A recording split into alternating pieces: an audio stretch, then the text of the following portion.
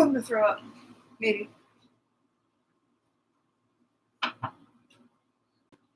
Ugh. Ow, fuck my bones.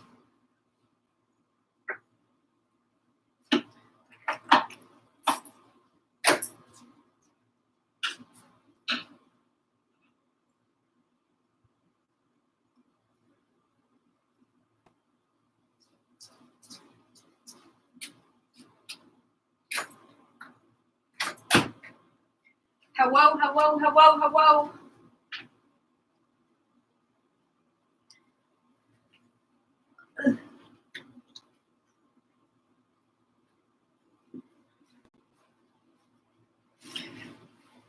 Hello. Saving me from homework part 2. Hello. Okay, so here's what's going on. I usually live stream on my Instagram every night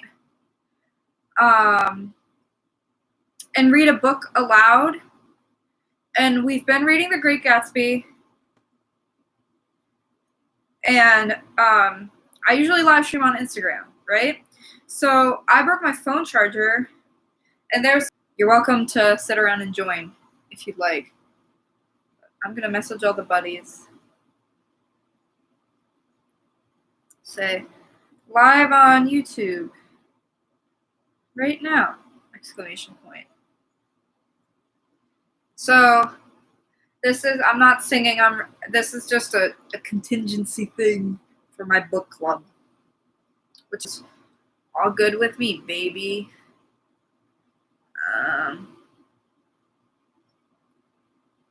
Hello, hello, hello.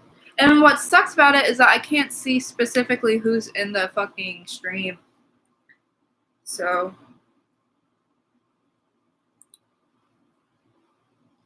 hello, hello. We've got 7 people here.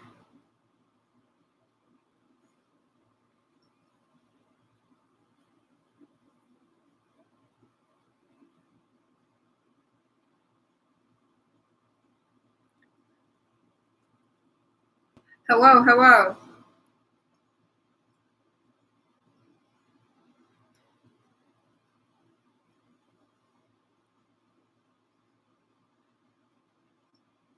Hello, hello, hello, hello, hello. Hello, hello. So, I think I let the book club buddies know that I'm live. Again, this is me reading The Great Gatsby, Chapter 2 out loud because my phone's gonna fjarkin' die and I don't have a phone charger. And I usually do it on my Instagram. So here we go. Get cozy. Get my Spider-Man blanket for my pillow. Here we go. Chapter 2 of The Great Gatsby. About halfway between West Egg and New York, the motor road hastily joins the railroad and runs beside it for a quarter of a mile, so as to shrink away from a certain desolate area of land. This is a valley of ashes, a fantastic farm where ashes grow like wheat into ridges and hills and grotesque gardens, where ashes take the form of houses and chimneys and rising smoke, and finally, with a transcendent effort, of men who move dimly and already crumbling through the powdery air. Occasionally, a line of great cars crawl along the invisible track, and it gives out a ghastly creak and comes to a rest, and immediately the ash-gray men swarm up with leaden spades and stir up their impenetrable cloud, which screens their obscure operations from your sight. Who's texting me? Gavin.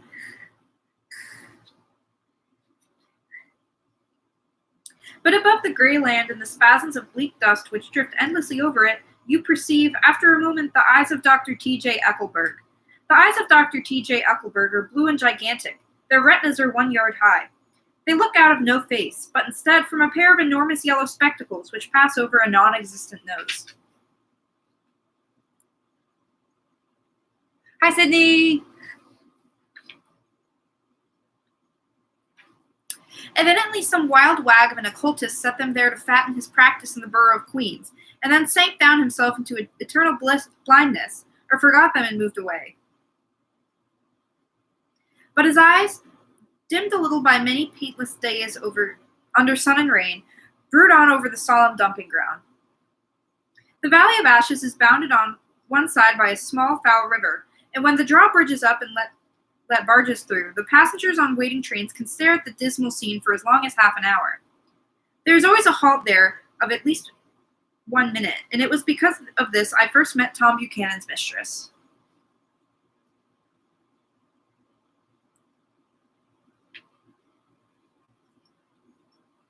Just popping TBH. I'm sitting in the parking lot outside work waiting for my road to pick me up from work. Big mood. The fact that he had one was insisted upon wherever he was known. His acquaintances resented the fact that he turned up in popular restaurants with her, and leaving her at a table, sauntered about, chatting with whomever he knew. Though I was curious to see her, I had no desire to meet her. But I did.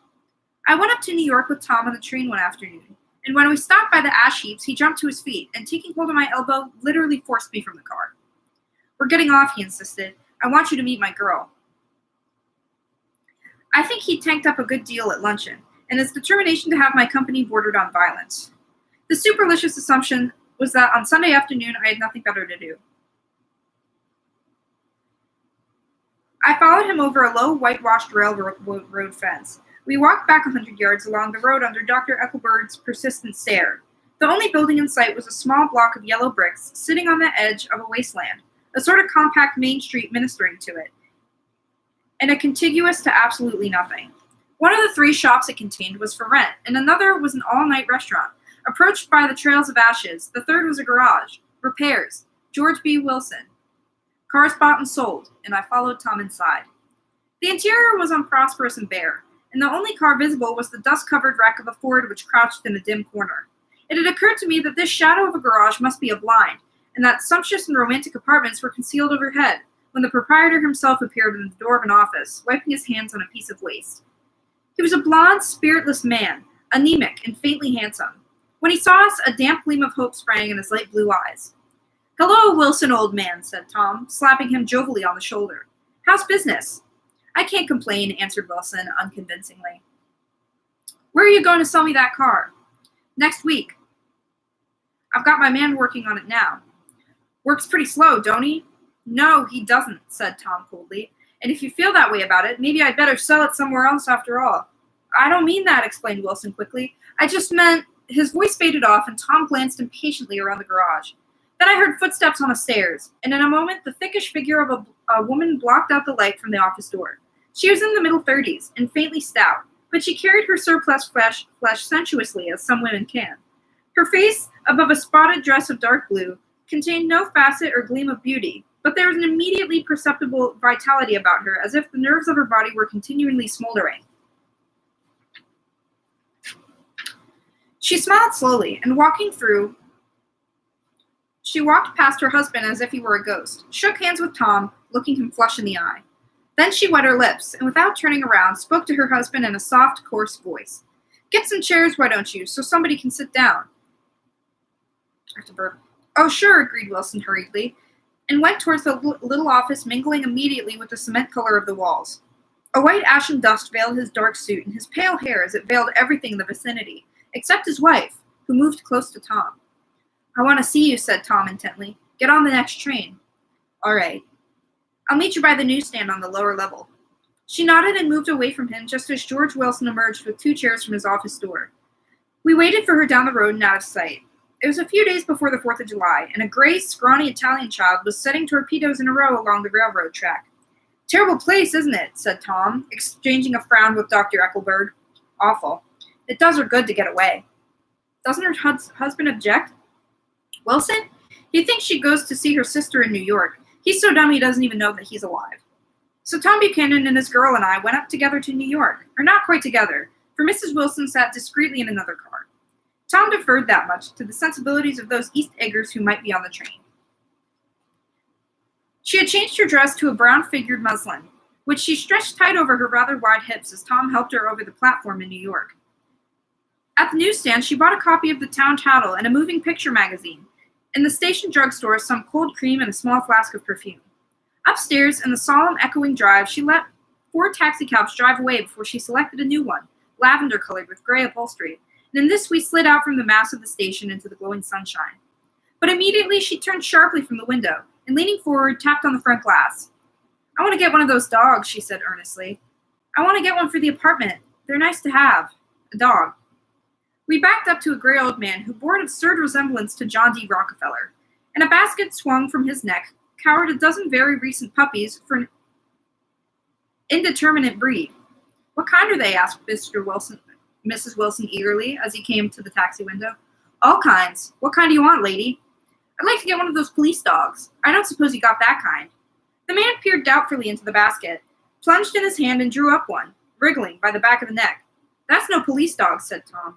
No, it's not exactly a police dog, said the man with his disappointment in his voice. It's more of an Airedale. He passed his hand over the brown wash rag of a back. Look at that coat. Some coat. That's a dog that'll never bother you with catching cold. I think it's cute, said Mrs. Wilson enthusiastically. How much is it? That dog, he looked at it admiringly. That dog will cost you $10. The Airedale, undoubtedly there was an Airedale concerned in it somewhere, though its feet were startlingly white, changed hands and settled down into Mrs. Wilson's lap, where she fondled the weatherproof coat with rapture. Is it a boy or a girl? She asked delicately. That dog's a boy. It's a bitch, Tom said decisively. Here's your money, and go and buy 10 more dogs with it. We drove over to Fifth Avenue, so warm and soft, almost pastoral, on the summer Sunday afternoon that I wouldn't have been surprised to see a great flock of white sheep turn the corner. Hold on, I said. I have to leave you here. No, you don't, interposed Tom quickly. Myrtle will be hurt if you don't come up to the apartment. Won't you, Myrtle? Come on, she urged. I'll telephone my sister Catherine. She's said to be very beautiful by people who ought to know. Well, I'd like to, but... We went on, cutting back again over the park towards the West Hundreds. At 158th Street, the cab stopped at one slice in a long, white cake of apartment houses. Throwing a regal homecoming glance around the neighborhood, Mrs. Wilson gathered up her dog and her other purchases and went hotly in. I'm going to have the McKees come up, she announced as we rose into the elevator, and of course I gotta call up my sister, too. The apartment was on the top floor, a small living room, a small dining room, a small bedroom, and a bath. The living room was crowded to the doors with a set of tapestried furniture entirely too large for it, so that to move about was to stumble continually over scenes of ladies swinging in the garden of Versailles. The only picture was an over-enlarged photograph, apparently a hen sitting in a blurred rock. Looked at from a distance, however, the hen resolved itself into a bonnet, and the countenance of a stout old lady beamed down onto the room. Several old copies of the Town Tattle lay on the table together with a copy of Simon Called Peter, and some of the small scandal magazines of Broadway. Mrs. Wilson was first concerned with the dog. A reluctant elevator boy went for a box of full straw and some milk, to which he added onto his own initiative a tin of large, hard dog biscuits, one of which decomposed apathetically in the saucer of milk all afternoon. Meanwhile, Tom brought out a bottle of whiskey from the locked bureau door. I've been drunk just twice in my life, and the second time was that afternoon, so everything that happened has been a dim, hazy cast over it, although until after 8 o'clock the apartment was full of cheering sun. Sitting on Tom's lap, Mrs. Wilson called up several people on the phone. Then there were no cigarettes, and I went out to buy some at the drugstore on the corner. When I came back, they had disappeared, so I sat down discreetly in the living room and read a chapter of Simon Called Peter. Either it was a terrible stuff or the whiskey distorted things, because it didn't make any sense to me. Just as Tom and Myrtle, after the first drink Mrs. Wilson and I called each other by our first names, reappeared, company commenced to arrive at the apartment door. The sister, Catherine, was a slender, worldly girl of about 30, with a solid, sticky bob of red hair, and a complexion powdered milky white. Her eyebrows had been plucked and then drawn on again at a more rakish angle, but the efforts of nature towards the restoration of old alignment gave a blurred air to her face. When she moved about, there was an incessant clicking as innumerable pottery bracelets jingled up and down her arms. She came in with such proprietary haste, and looked around so possessively at the furniture that I wondered if she lived there. But when I asked her, she laughed immoderately, repeated my question aloud, and told me she lived with a girlfriend at a hotel. Mr. McKee was a pale, feminine man from the flat below. He had just shaved, for there was a white spot of lather on his cheekbone, and he was most respectful in his greeting to everyone in the room. He informed me that he was in the artistic game, and I gathered later that he was a photographer and made the dim enlargement of Miss Wilson's mother, which hovered like an ectoplasm on the wall. His wife was shrill, languid, handsome, and horrible. She told me with pride that her husband had photographed her 127 times since they have been married. I'm gonna sit back. My back fucking hurts. Whoosh.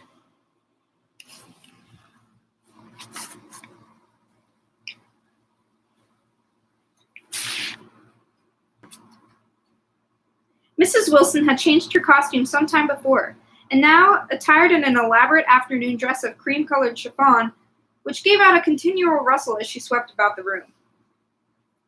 With the influence of the dress, her personality had also undergone a change. The intense vitality had been so remarkable in the garage, was converted into impressive hauteur. Her laughter, her gestures, her assertions became more violently affected by moment, and as she expanded, the room grew smaller around her, until she seemed to be revolving on a noisy, creaking pivot through the smoky air. "My dear," she told her sister in a high, mincing shout, "most of these fellows will cheat you every time. All they think of is money. I had a woman up here last week to look at my feet, and when she gave me the bill, you thought she had my appendicitis out." "What was the name of that woman?" said Mrs. McKee. "Mrs. Eberhard. She goes around looking at people's feet in their own homes." "Sounds like me." "I like your dress," remarked Mrs. McKee. "I think it's adorable." Mrs. Wilson rejected the compliment by raising her eyebrows in disdain. "It's just a crazy old thing," she said. "I just slipped it on sometimes when I don't care what I look like." "But it looks wonderful on you, if you know what I mean," pursued Mrs. McKee. "If Chester could only get you in that pose, I think he could make something of it." We all looked in silence at Mrs. Wilson, who removed a strand of hair from over her eyes and looked back at us with a brilliant smile. Mr. McGee regarded her intently with his head on one side, and then moved his hand back and forth slowly in front of his face. "I should change the light," he said after a moment. "I like to bring out the modeling of all features, and I try to get a hold of all that black hair." "I wouldn't think of changing the light," cried Mrs. McKee. "I think it's—" Her husband said, "Shh," and we all looked at the subject again, whereupon Tom Buchanan yawned audibly and got to his feet. "You McKees have something to drink," he said. "Get some more ice and mineral water. Myrtle, before everybody goes to sleep." "I told that boy about the ice," Myrtle raised her eyebrows in despair at the shiftlessness of her lower orders. "These people, you have to keep after them all the time." She looked at me and laughed pointlessly. Then she flounced over to the dog, kissed it with ecstasy, and swept into the kitchen, implying that a dozen chefs awaited her orders there. "I've done some nice things out on Long Island," asserted Mr. McKee. Tom looked at him blankly. "2 of them we have framed downstairs." "2 what?" demanded Tom. "2 studies. One of them I call Montauk Point, the gulls, and the other I call Montauk Point, the sea." The sister Catherine sat down beside me on the couch. "Do you live down on Long Island too?" she inquired. "I live at West Egg." "Really?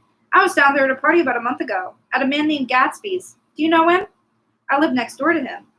"Well, they say he's a nephew or cousin of Kaiser Wilhelm's. That's where all his money comes from." "Really?" She nodded. "I'm scared of him. I'd hate to him have get anything on me." That's a weird sentence. This absorbing information about my neighbor was interrupted by Mrs. McKee's pointing suddenly out of Catherine. "Chester, I think you could do something with her," she broke out. But Mr. McKee only nodded in a bored way and turned his attention to Tom. "I'd like to do more work on Long Island, if I could get the entry. All I ask is that they should give me a start." "Ask Myrtle," said Tom, breaking into a short spout of laughter as Mrs. Wilson entered with a tray. "She'll give you a letter of introduction, won't you, Myrtle?" "Do what?" she asked, startled. "You'll give Mrs. McKee a letter of introduction to your husband, so he can do some studies of him." His lips moved silently for a moment as he invented. "George B. Wilson at the gasoline pump," or something like that. Catherine leaned close to me and whispered in my ear, "Neither of them can stand the person they're married to." "Can't they?" "Can't stand them." She looked at Myrtle and then at Tom. "What I say is, why go on living with them if they can't stand them? If I was them, I'd get a divorce and get married to each other right away." "Doesn't she like Wilson either?"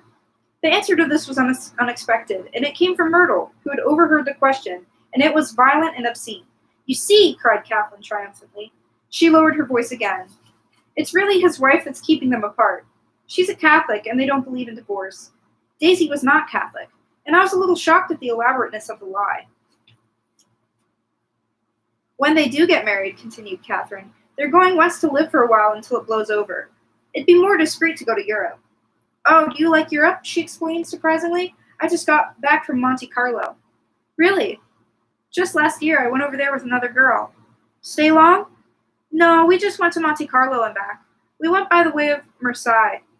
We had over $1,200 when we started, but we got— that's a slur. But we got cheated out of all of it in 2 days in the private rooms. We had an awful time getting back, I can tell you. God, how I hated that town." The late afternoon sky bloomed in the window for a moment like blue honey of the Mediterranean. Then the shrill voice of Mrs. McKee called me back into the room. I almost made a mistake, too, she declared vigorously. I almost married a little... Oh, what's up with all the slurs? I don't remember all these slurs. I almost married a little redacted slur for a Jewish person who'd been after me for years. I knew he was below me. Everybody kept saying to me, Lucille, that man's way below you, but if I hadn't met Chester, he would have gotten me for sure. Yes, but listen, said Myrtle Wilson, nodding her head up and down. At least you didn't marry him. I know I didn't. Well, I married him, said Myrtle, ambiguously. And that's the difference between your case and mine. Then why did you, Myrtle? Demanded Catherine. Nobody forced you to. Myrtle considered. I married him because I thought he was a gentleman, she said finally. I thought he knew something about breeding. But he wasn't fit to lick my shoe. You were crazy about him for a while, said Catherine. Crazy about him, cried Myrtle incredulously. Who said I was crazy about him? I never was any more crazy about him than I was about the man over there. She pointed suddenly at me, and everyone looked at me accusingly. I tried to show by my expression that I had played no part in her past. The only crazy I was when I married him. I knew right away it was a mistake. He borrowed somebody's best suit to get married in, and never even told me about it, and the man came after it one day when he was out. She looked around to see who was listening. Oh, is it your suit? I said. This is the first I ever heard about it. But I gave it to him, and then I lay down and cried to beat the band after all afternoon. She really ought to get away from him, reassumed Catherine to me. They've been living over that garage for 11 years, and Tom's the first sweetie she's ever had. The bottle of whiskey, a second one, was now in constant demand by all present, excepting Catherine, who felt just as good on nothing at all. Tom rang for the janitor and sent for him some celebrated sandwiches, which were a complete supper in themselves. I wanted to get out and walk eastward towards the park through the soft twilight, but each time I tried to go, I became entangled in some wild, strident argument which pulled me back, as if with ropes, into my chair. Yet high over the city, our line of yellow windows must have contributed their share of human secrecy to the casual watcher in the darkening street, and I was him too, looking up and wandering. I was within and without, simultaneously enhanced and repelled by the inexhaustible variety of life. Myrtle pulled her chair close to mine, and suddenly her warm breath poured over the story of her first meeting of Tom. I was on the two little seats facing each other that are always the last ones left on the train. I was going up to New York to see my sister and spend the night. He had on a dress suit and patent leather shoes, and I couldn't keep my eyes off of him.